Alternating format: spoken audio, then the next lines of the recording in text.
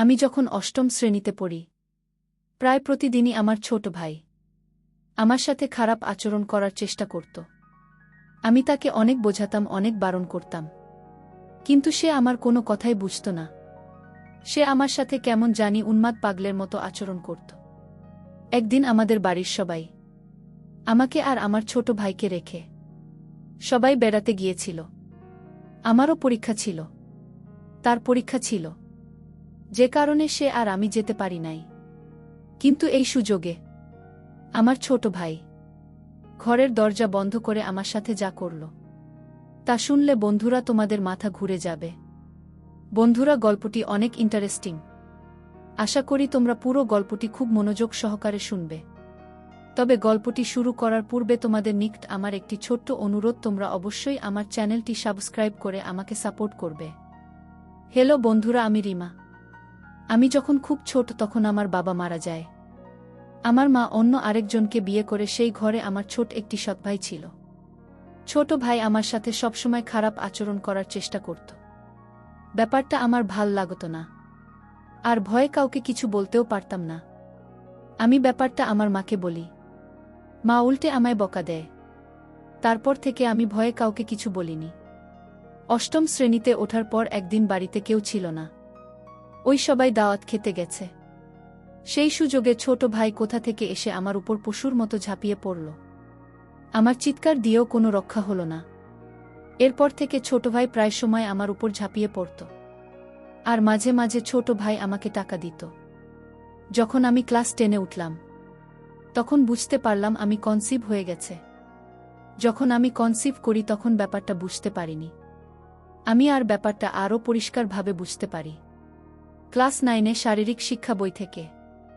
আমার তখন মাথা ব্যথা, বমি ভাব ছিল, কিছু খেতে পারতাম না। আর ব্যাপারটা যখন বুঝতে পারে, তখন মা আমাকে জিজ্ঞেস করে, কি হয়েছে তোর? আমি কিছুই বলি না। অবশেষে মাকে ব্যাপারটা বলতে আমি বাধ্য হয়েছি। আমার মুখ থেকে মা এরকম ধরনের কথা শুনে অবাক হয়ে গেল, আর আমাকে অনেক বকাবকি করতে শুরু করল।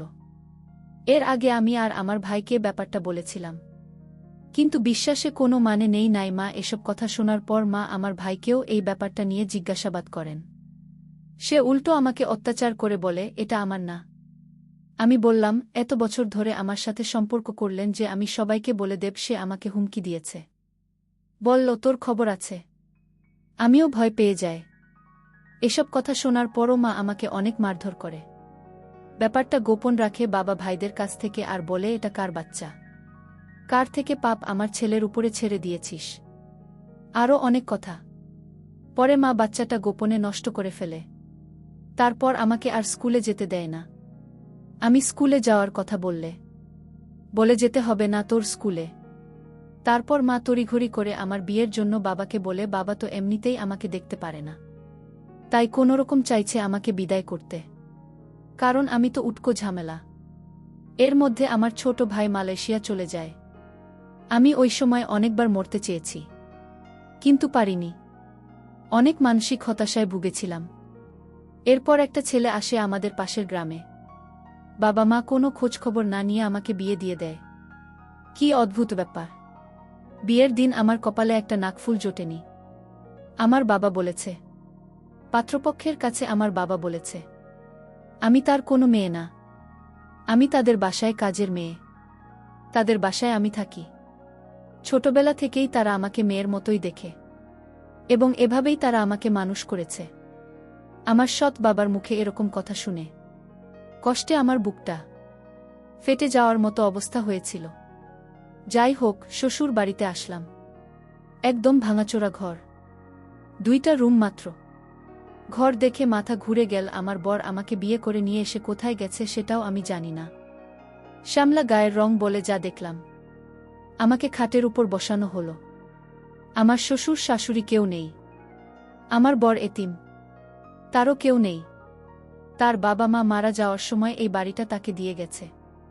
তার যে জন আত্মীয় স্বজন আছে, তারা আমার বরকে পরিচয় দেয় না। আমি রাতে বরের অপেক্ষা করতে করতে ঘুমিয়ে গেলাম। সেই রাতে আসলো না। সে এলো ভরে, তাও আবার মাতাল হয়ে। সে কোনো কিছু বলা ছাড়াই মাতাল হয়ে পাগলের মতো আমার এখানে ঝাঁপিয়ে পড়ল। আমি কাঁদতে লাগলাম। কি হল আমার কপালে, সারা জীবনেও সুখ পেলাম না। পরের দিন ঘুম থেকে উঠে বাথরুম খুঁজতে লাগলাম। ঘরে আর কেউ ছিল না। তাই তাকেই দেখলাম। সে আমাকে খুব খারাপ ভাষায় গালি দিয়ে বলল, ঘুমাতে দেয়। আমিও আর কিছু বলিনি। ঘরের আশেপাশে একটা কলম ছিল না। এখন অন্যের বাড়ি থেকে পানি আনতে হয়। আমি নতুন বউ, কোথায় যাব? কিছুই চিনি না। সেদিন আমার বড়দিনের 2টা বাজে ঘুম থেকে উঠল। উঠে বলল, বাদ দাও। আমি ভাত দিলাম। তারপর তাকে বললাম, আচ্ছা বাথরুম কোথায়? সে আমাকে একটি জঙ্গলের ভেতরে নিয়ে গেল। একটি খোলামেলা বাথরুম। কি বলবো, বাড়ি থেকে অনেক দূরে একটা জঙ্গলের মতো জায়গা। রাত বিরাতে তো আসাই যাবে না, আর বর্ষার সময় ভুলেও না। তারপর সে একটা বাড়ি দেখা, ওখান থেকে পানি আনতে বলল, আর রাস্তার পাশে মসজিদের পুকুর থেকে গোসল করতে বলল। আমাকে আমার বাপের বাড়ি থেকে কেউ দেখতে আসত না। দিন যেতে লাগল, আর তার অত্যাচার বাড়তে লাগল। অহেতুক গালাগালি করা। আমাকে বিয়ের 7 দিন পরে এদিন রাতে মারতে শুরু করল। সে মদ খেয়ে মাতাল হয়ে আসছে। সে সময়টা কি জঘন্য সময় ছিল বন্ধুরা, তোমাদেরকে বলে বোঝাতে পারব না। খুব লজ্জা লাগত। অন্যের বাড়ি থেকে পানি আনতে যেতে, তারপর পুকুরে গোসল করতে হতো। আমি 2 দিনেও গোসল করতাম না, লজ্জায়। আর এভাবে খোলামেলা পরিবেশে আমার গোসল করে তো অভ্যাস নেই। আর রাতের বেলায় বাথরুমে যেতাম না। বাথরুমে না যাওয়ার জন্য একদম কম খেতাম। আর তার তো কোনো খবরই থাকত না। সে ঠিকমতো কাজও করত না। একদিন বাজার আনলে 10 দিন আনত না। বিয়ের 1 মাস পর আমাদের বাড়ি যায়। গিয়ে মাকে জড়িয়ে ধরে কান্না করি।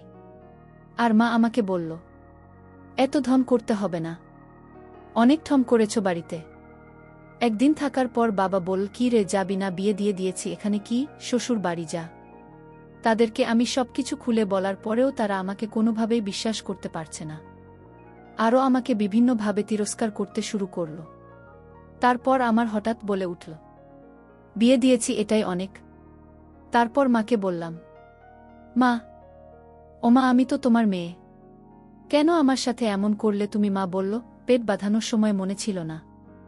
আমি এটা বলতে পারলাম না যে বাহিরের মানুষ না, ঘরের মানুষই এই কাজ করেছে। এরপরও সব মেনে নিলাম, আর নিজে নিজেই যুদ্ধ শুরু করলাম। শ্বশুর বাড়িতে এলাম, মনোবল আরও শক্ত করলাম। এখানে আমাকে থাকতে হবে। কিন্তু বর প্রতি রাতে মদ খেয়ে মাতাল হয়ে আসত। বিয়ের 1 মাস পর চালের কথা বললাম। ঘরের চাল ডাল কিছু ছিল না। চালের কথা বলার সাথে সাথে মারত। আমি বিয়ের 1 মাস পর থেকেই মানুষের বাড়িতে কাজ করতাম। তারা যা দিত, চাল ডাল, তাই খেতাম। আমার মা আমার একবারও খোঁজ নেয়নি।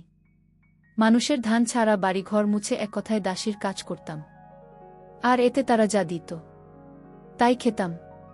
কারণ আমার স্বামী বাজার করত না, আর সে কাজও করত না। বিয়ের সময় আমাকে আমার বাপের বাড়ি থেকে 1 জোড়া কানের দুল আর চেইন দেয়। একদিন সন্ধ্যাবেলায় এসে বলে, তোমার চিন্তা দাও তো। সাধারণত সে সন্ধ্যাবেলায় কখনো বাড়ি আসে না। আমি সরল বিশ্বাসে তাকে চেনটা দিয়ে দিলাম, কারণ সে তো আমার স্বামী, আর এই দুনিয়াতে সে ছাড়া আমার কেউ নাই। তাকে বিশ্বাস না করে তো আমার উপায়ও নাই। সে যখন মাতাল হয়ে বাড়ি ফিরে, আমি তাকে কিছু বললাম না। সকালে চীনের কথা জিজ্ঞেস করতেই আমাকে বলে, তোর বাড়ি থেকে আমাকে 1000 টাকা ছাড়া আর কি দিয়েছে? আমিও মার খেয়ে পড়ে রইলাম। কি বলব, কিছু বলার শক্তি এবং সাহস কোনোটাই আমার ছিল না। আর প্রায় সে আমাকে যৌতুকের জন্য নির্যাতন করত না। পারতাম বাঁচতে আর না পারতাম মরতে। মানুষের বাড়িতে সারাদিন কাজ করার পরেও ঘরে এসে আমাকে কাজ করতে হতো। রান্নার জন্য লাকড়ি আর পাতাটাও আমাকে খুঁজে আনতে হতো। সে একদিন কাজে গেলে 10 দিন যেত না, আর মদ খেয়ে থাকা সব শেষ করে ফেলতে। আমি আমার কানের দুল জোড়া লুকিয়ে রাখলাম। এরপর একদিন রাতে সে একটা বন্ধুকে নিয়ে আসে। সাথে তারা খাওয়ার জন্য কত কি আনে, আমিও খেললাম। আমার খুব মজা লাগল। কিন্তু এর কিছুক্ষণ পরেই আমার খুব ঘুম আসলো। ঘুম থেকে উঠে অনুভব করলাম আমার শরীরে খুব ব্যথার জন্য উঠতেও পারছিলাম না। আর সেদিন কাজেও গেলাম না। মানুষের বাড়ি থেকে খাবার পানি আনতে গেলে তারা অনেক রকম কথা বলতো। অনেক সময় কলে তালা মেরে দিত।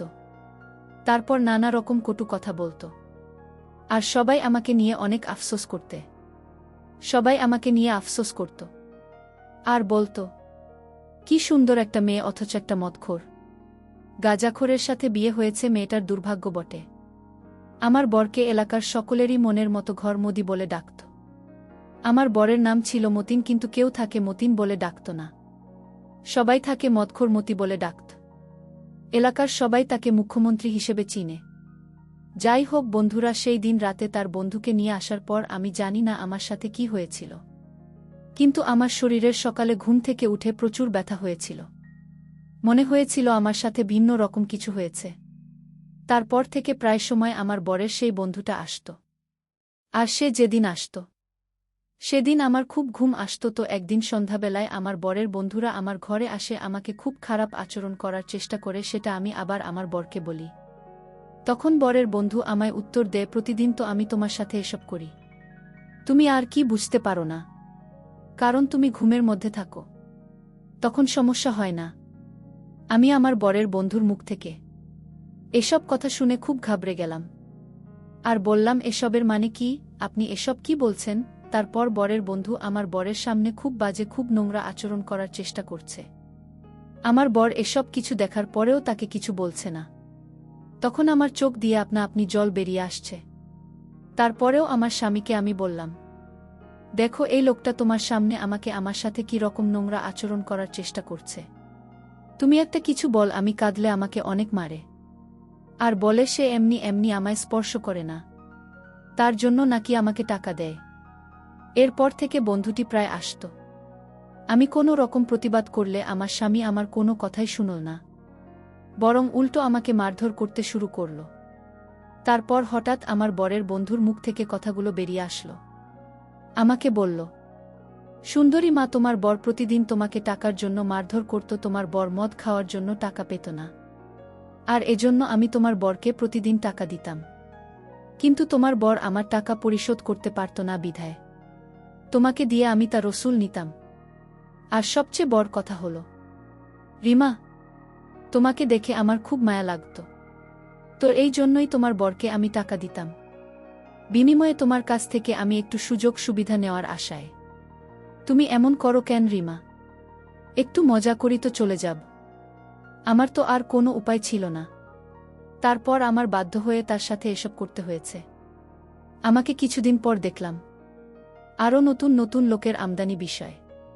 আমার কাছে খুবই খারাপ লেগেছিল, কিন্তু আমার তো আর কোনো উপায় ছিল না। বাধ্যতামূলক হয়ে আমি ভিন্ন জগতের প্রতীক হয়ে গেলাম। মানুষ থেকে মানুষে পরিণত হলাম।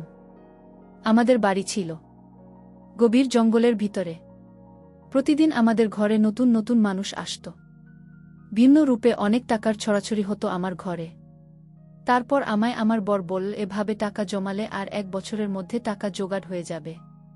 সেদিন নিজের উপর অনেক ঘৃণা চলে আসলো। তা বলার মতো না। এরকম অমানবিক নির্যাতন কত সহজে করা যায়।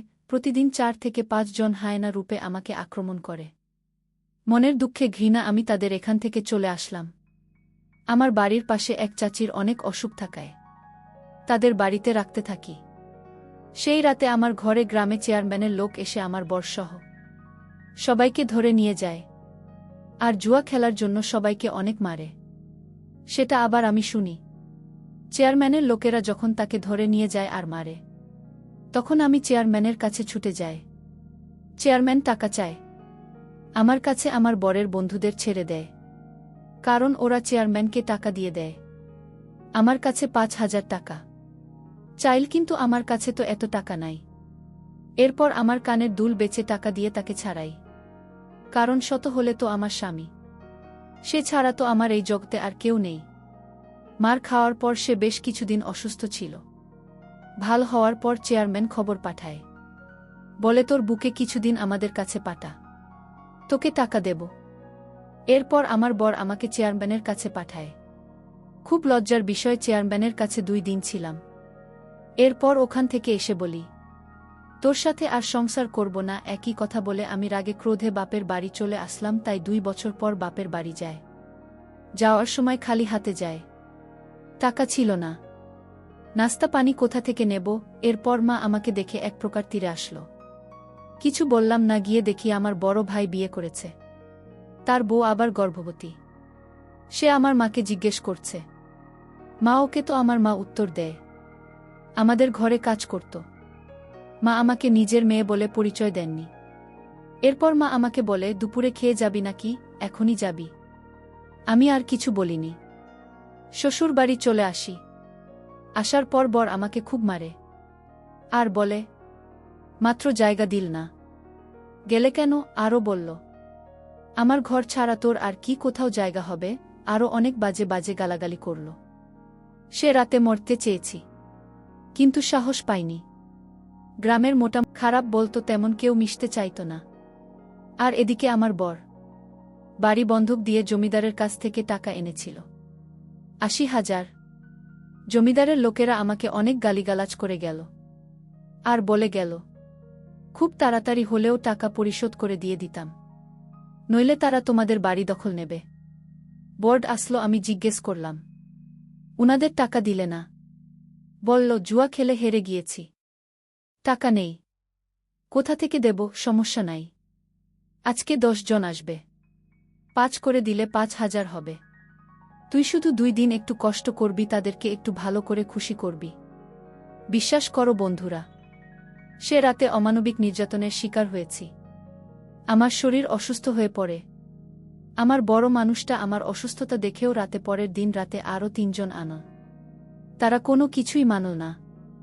অনেক কেঁদেছি, চিৎকার করেছি, উল্টে অনেকগুলো মার খেতে হলো। আমার বর মাতাল, সে কি বুঝবে? তারপর আর জানি না, নিজেকে হাসপাতালে দেখতে পেলাম। এক আয়া বলল, আমাকে নাকি ভোর ৪টা বাজে হাসপাতালে এনেছে। অজ্ঞান অবস্থায় আমার বর আসলো। আমি তখনও কথা বলতে পারছিলাম না। সে আমায় বলল, নাটক করে উল্টো কত টাকা খরচ করছিস। আমি কেঁদে দিলাম আর বললাম, তোর বিচার সৃষ্টিকর্তা করবে। একদিন তুই আমার জন্য পাগলের মতো রাস্তায় রাস্তায় ঘুরি। বিকেলের দিকে অবস্থা আরও অনেক খারাপ হয়ে যায়। তারপর তার বর এবং বরের কয়েকজন বন্ধু মিলে আমাকে এমার্জেন্সি ভাবে ঢাকা মেডিকেলে পাঠায়। ঢাকা মেডিকেলে ভর্তি করে। আমার বর এবং তার বন্ধুরা সবাই লাফাতে হয়ে যায়। এই খবরটা আমার মা পেল। আমার মা এসে আমাকে এক নজর দেখে চলে গেল। আমার অবস্থা একটু উন্নতির দিকে ছিল ঢাকা মেডিকেলে। আর এদিকে আমার বর এবং বরের বন্ধুরা ভেবেছিল যে হয়তো আমি মারা যাব, যে কারণে আমার বর এবং বরের বন্ধুরা আর আমার সাথে কখনো দেখা করেনি এবং তারা সকলেই পালিয়েছিল। আর এদিকে আমার মা ও যে একবার দেখা করে এসেছিল আর আমার কোনো খোঁজ খবরই নেয়নি। এভাবে ঢাকা মেডিকেল দীর্ঘ ১ মাস থাকার পর আমি আস্তে আস্তে একটু সুস্থ হতে শুরু করলাম। সৃষ্টিকর্তার এক বিশেষ কৃপায় আমি আস্তে আস্তে পরিপূর্ণ সুস্থ হয়ে উঠলাম। সুস্থ হয়ে নিজেকে নিজের পায়ে দাঁড়ানোর চেষ্টা করলাম। নতুন করে জীবনটা সাজানোর চেষ্টা করলাম। সম্পূর্ণরূপে ভুলে গেলাম আমি আমার অতীত। কিন্তু ভাগ্যের কি নির্মম পরিহাস, আমার এরকম দুর্ঘটনার পর দীর্ঘ ৩ বছর অনেক কঠোর পরিশ্রম করি। পরিশ্রম করে আস্তে আস্তে আমার অবস্থা উন্নতি করে ফেলি। ঠিক তেমন সময় আমি একটি এরকম সংবাদ শুনলাম, যা শোনার পর আমি আনন্দে নাচতে শুরু করলাম। কারণ আমার স্বামী একটা ভয়াবহ অ্যাক্সিডেন্টে তার সমস্ত দেহ ক্ষতবিক্ষত হয়ে রাস্তায় পড়ে আছে। তার প্রতি আমার মনের ভিতর এমন এক ঘৃণার জন্ম নিয়েছিল, আমি তার লাশটা পর্যন্ত দেখতে যাইনি। একা জীবন, একা কর্ম, একাই সব কিছু।